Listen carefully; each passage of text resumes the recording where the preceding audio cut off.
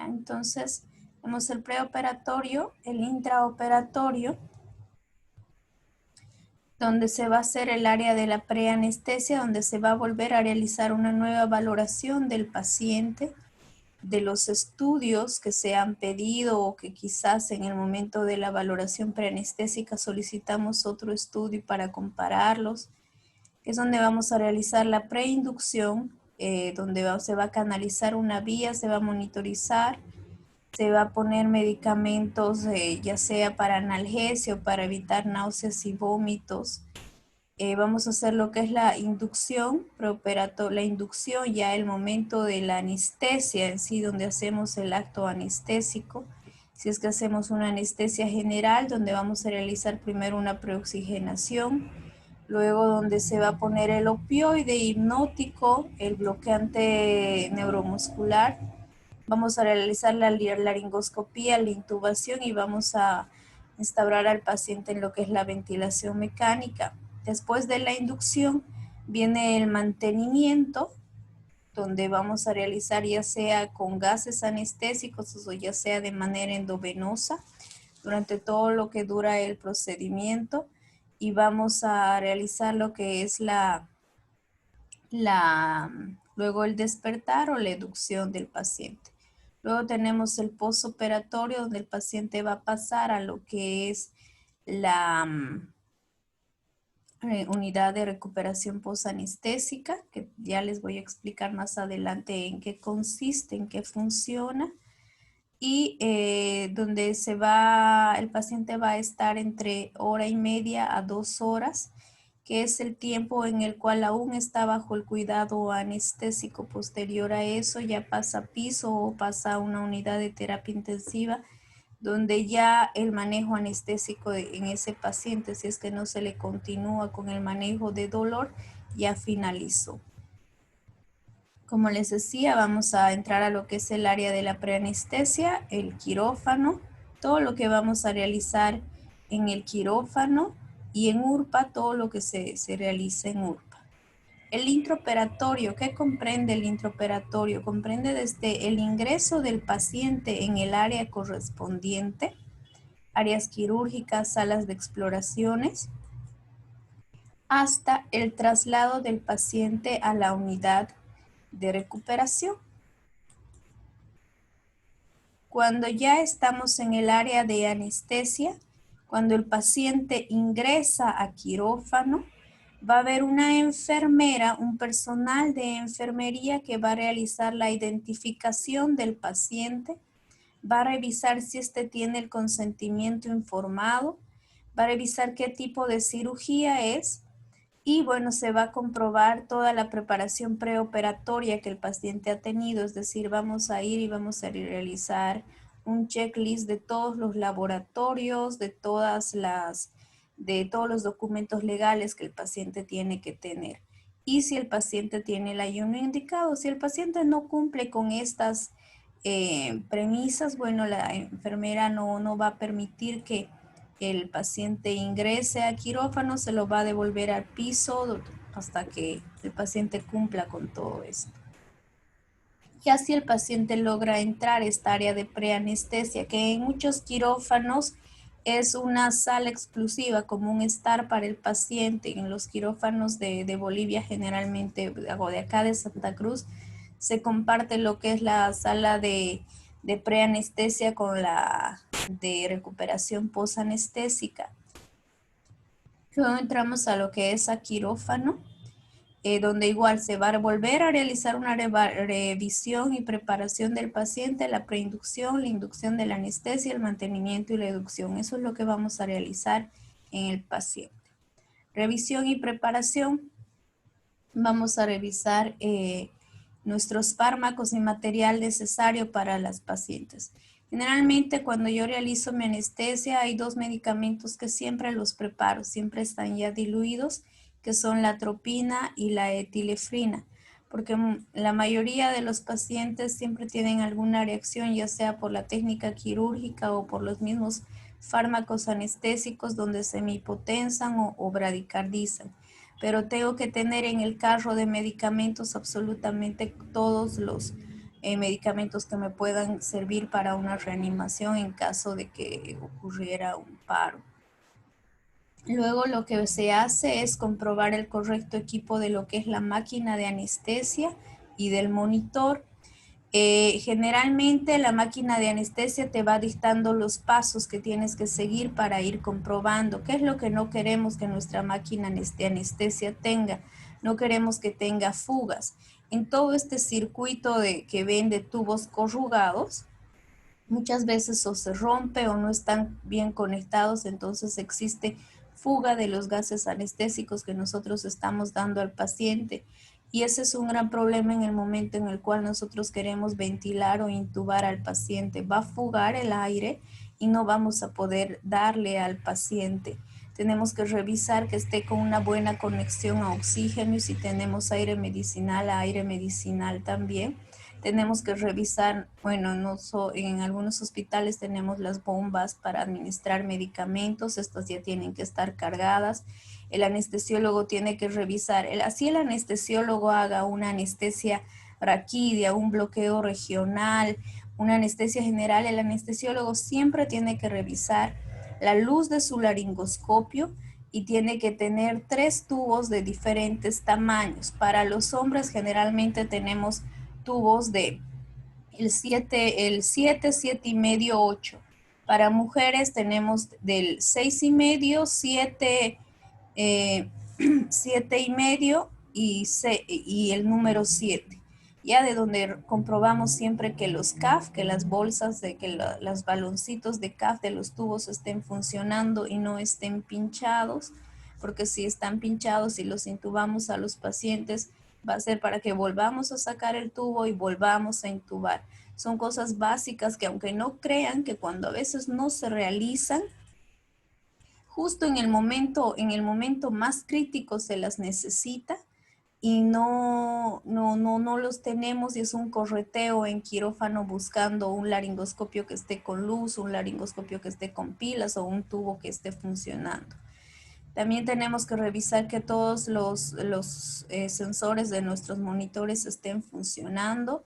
Tenemos que revisar lo que acá en esta parte que les estoy mostrando con el cursor es la cal sodada que les hablaba el otro día, que bueno, tiene que estar de buena calidad, no tiene que estar pasada porque si no nos va a traer alteraciones hemodinámicas en el paciente si esta cal sodada ya está demasiado gastada.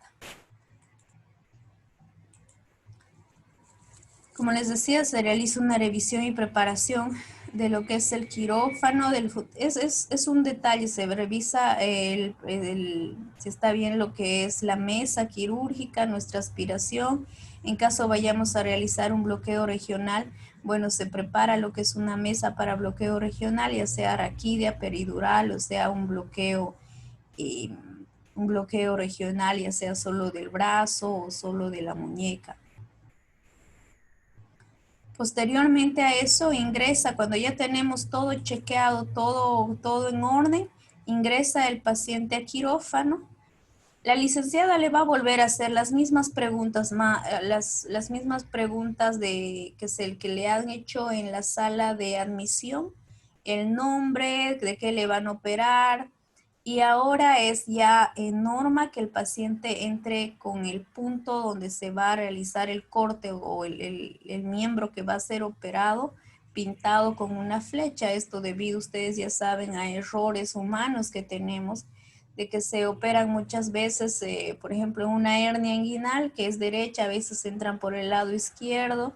Entonces, siempre el paciente tiene que entrar ya con una flecha que la pintan con bolígrafo marcada donde dice el lado que se tiene que operar.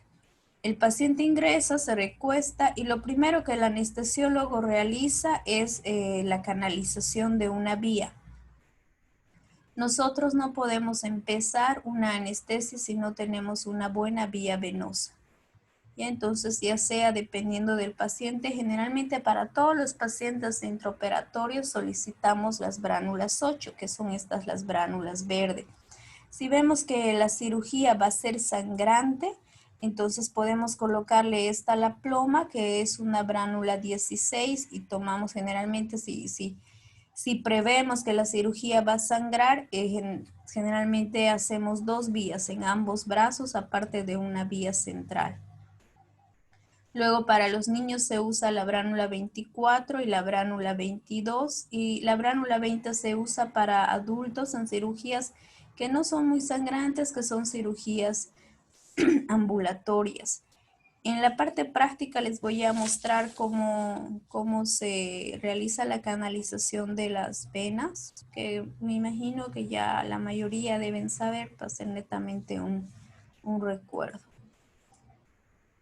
Luego se realiza todo lo que es la monitorización, todo lo que les expliqué la anterior vez.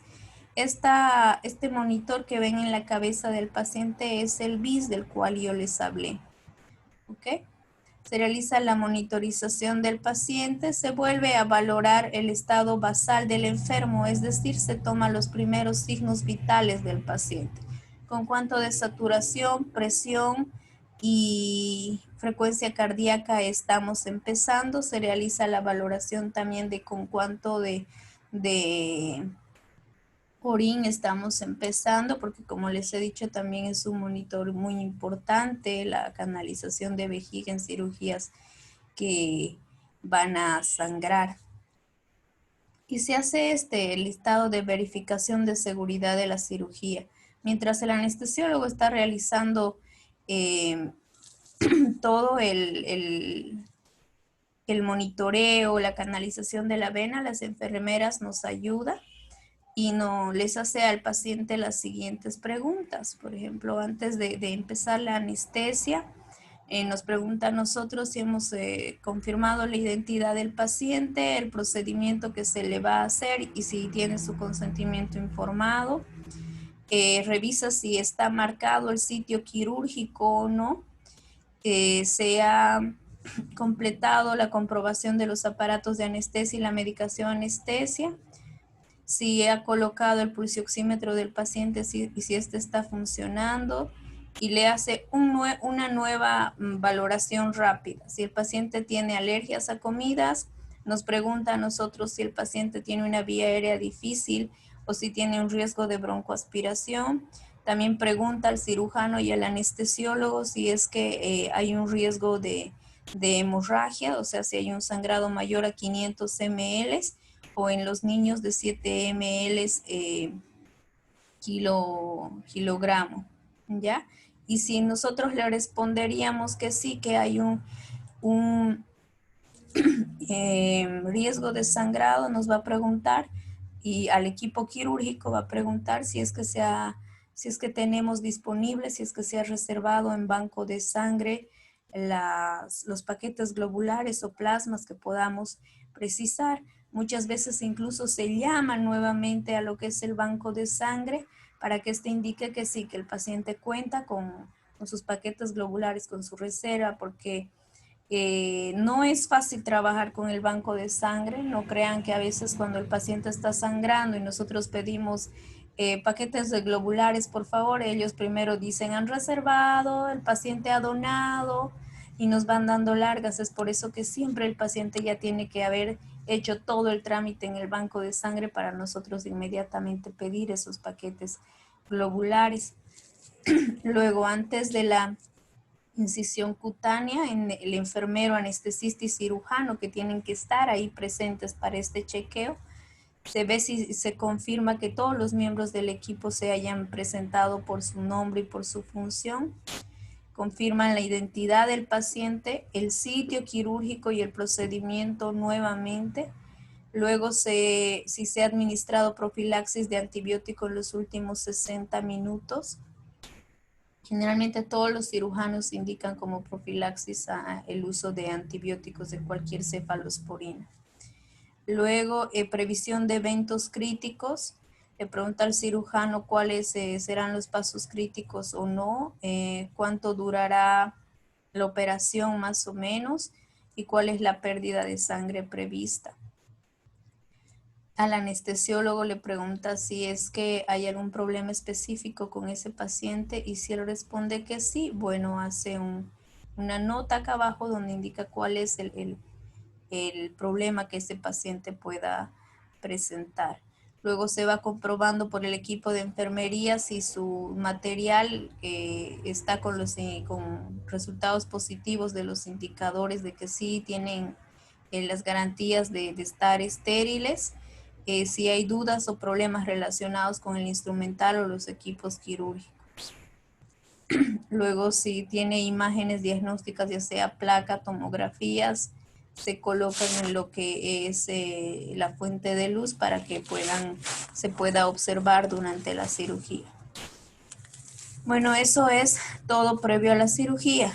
Luego, después de que pasa todo eso y antes de que salga a sala de URPA, el enfermero va a confirmar otra vez el nombre del procedimiento, qué es lo que le han hecho, porque una vez se entra con un diagnóstico, pero a veces se realiza otro procedimiento de acuerdo a lo que uno encuentra en el campo quirúrgico.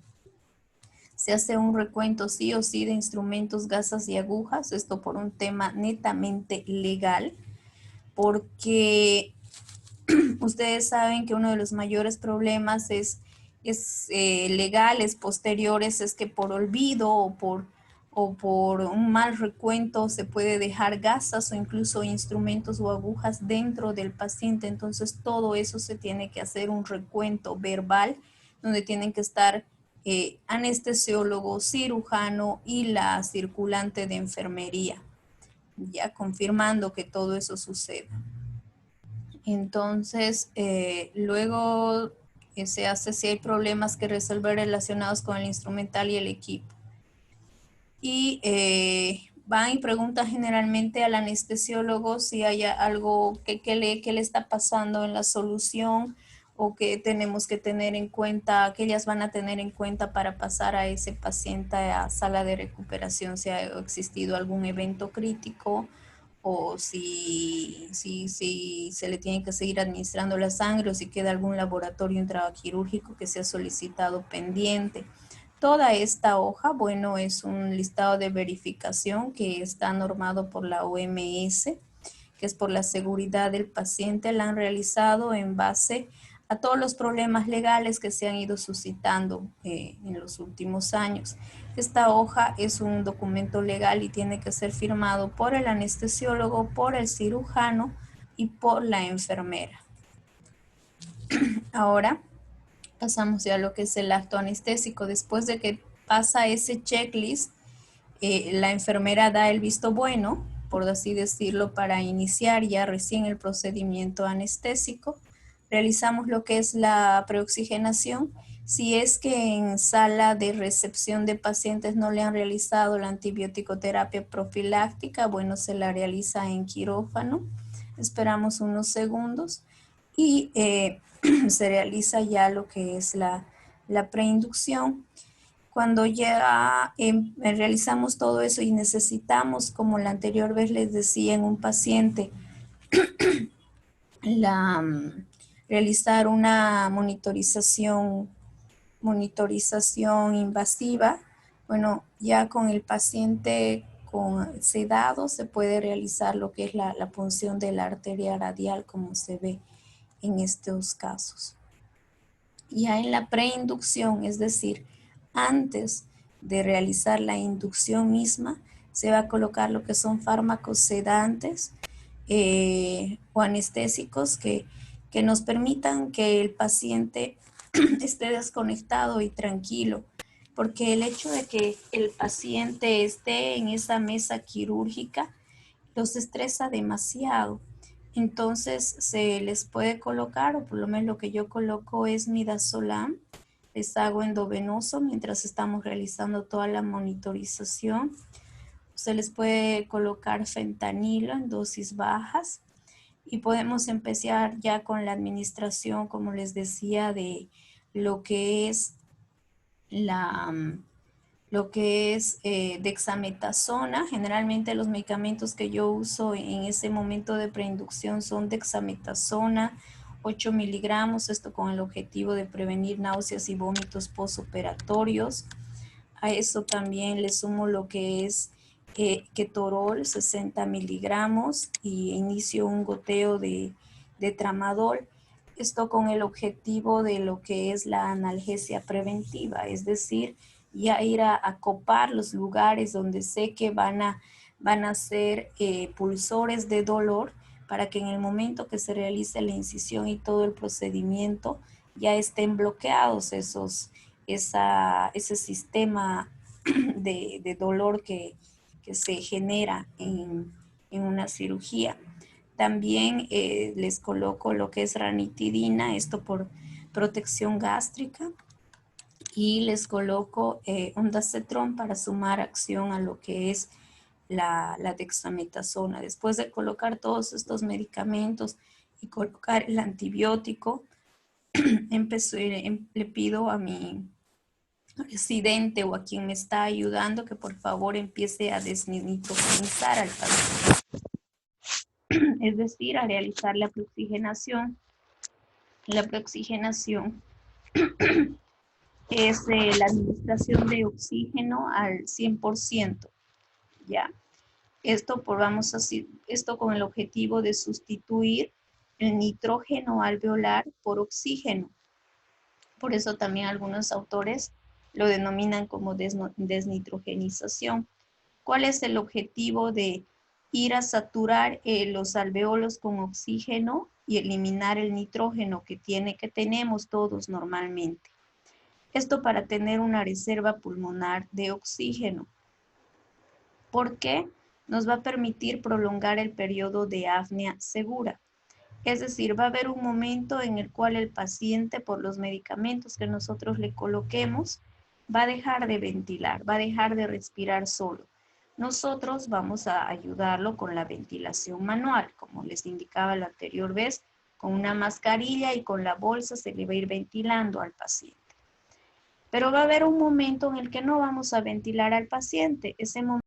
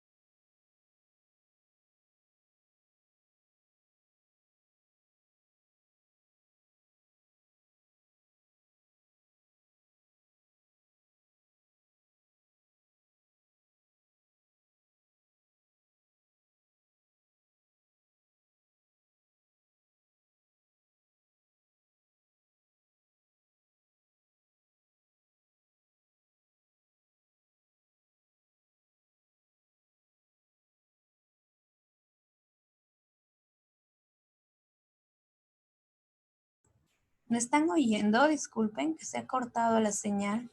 Ahora sí, doctora. Ahora sí, ya estábamos en la preoxigenación, ¿verdad? Sí. Ya, perfecto, voy a continuar entonces. Entonces, es un momento más o menos, nos da un periodo de 3 minutos en el cual el, el paciente no va a respirar y que puede estar sin el aporte de oxígeno y nosotros no vamos a tener una desaturación, es decir, nos da una apnea segura. ¿Ya? La saturación se mantiene constante hasta que se empieza a agotar esa reserva de oxígeno que nosotros hemos logrado con la preoxigenación. La preoxigenación es aplicar la máscara facial, sellarla a la cara del paciente y ventilar, mientras él ventila solo, y cuando él deja de ventilar, apoyarlo con lo que es la bolsa, ¿ya?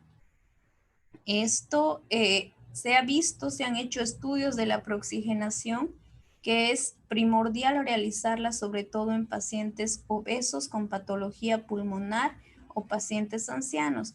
En pacientes ASA 1 se ha visto que no es necesaria realizarla debido a que también han visto que produce microatelectasias en un paciente joven, sano, sin ninguna patología.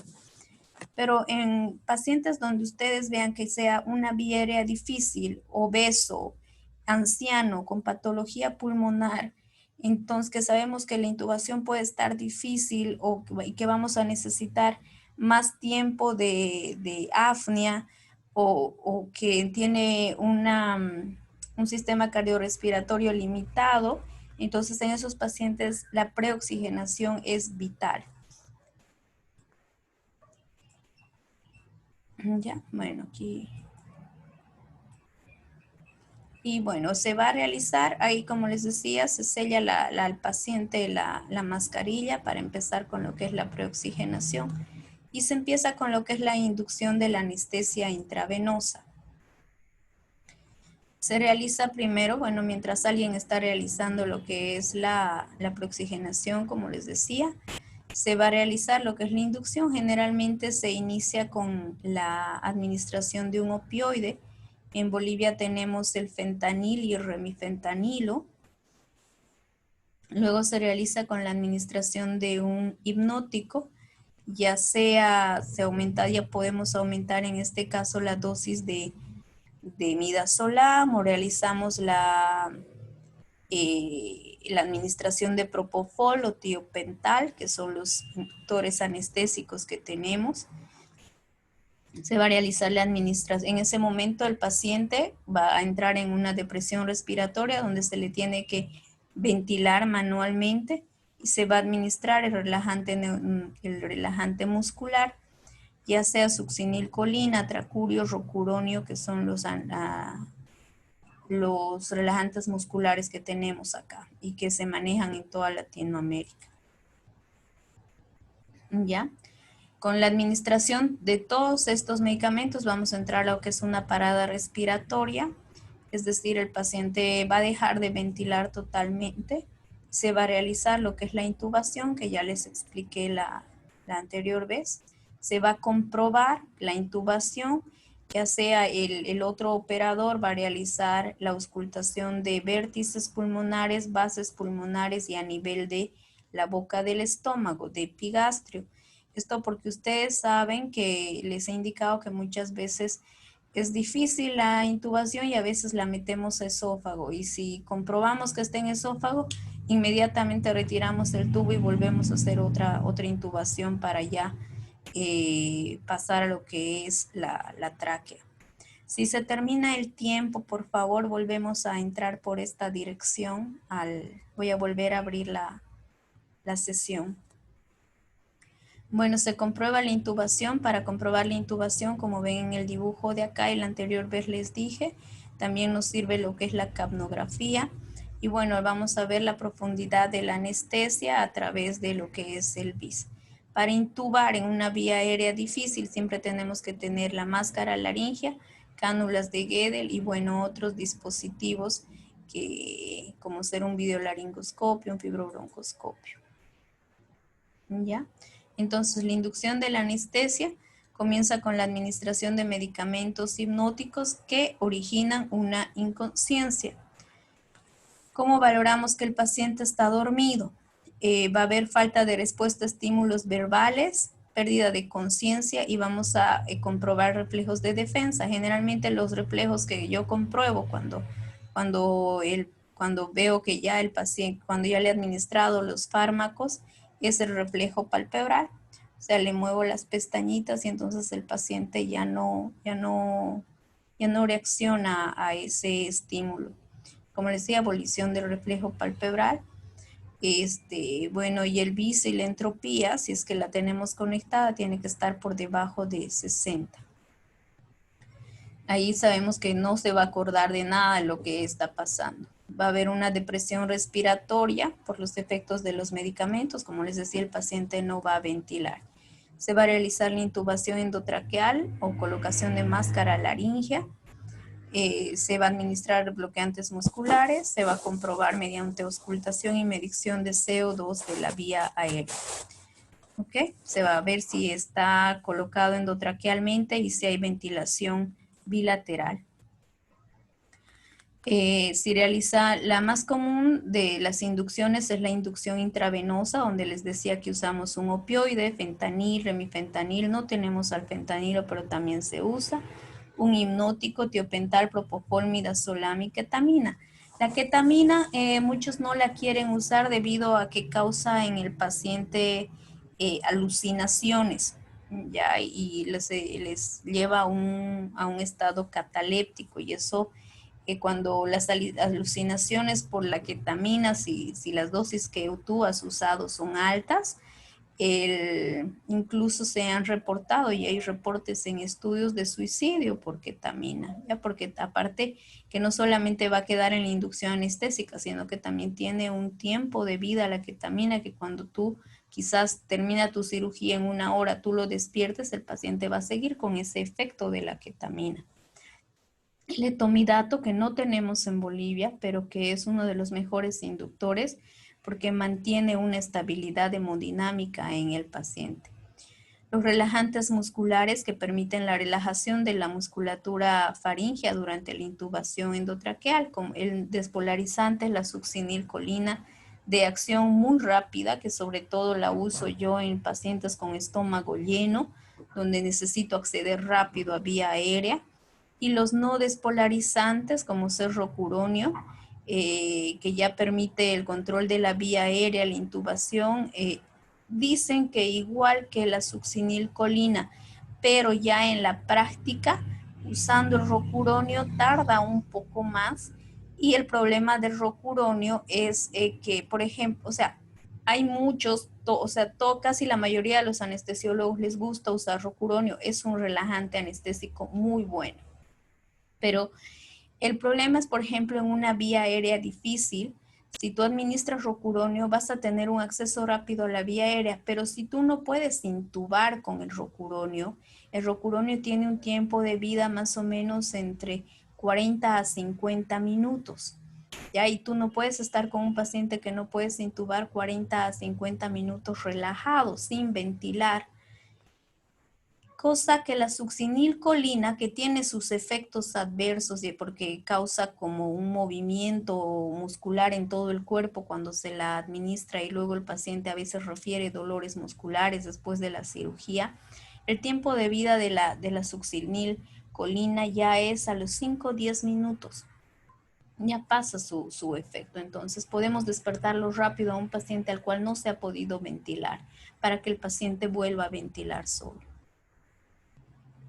Bueno, también cuando ahí se ve lo que es la canalización de una vía central, ya cuando el paciente está dormido, se puede realizar lo que es una canalización de vía central en cirugías que así lo ameriten. Ya se va a cerrar la sesión, voy a volver a abrir el mismo link, por favor.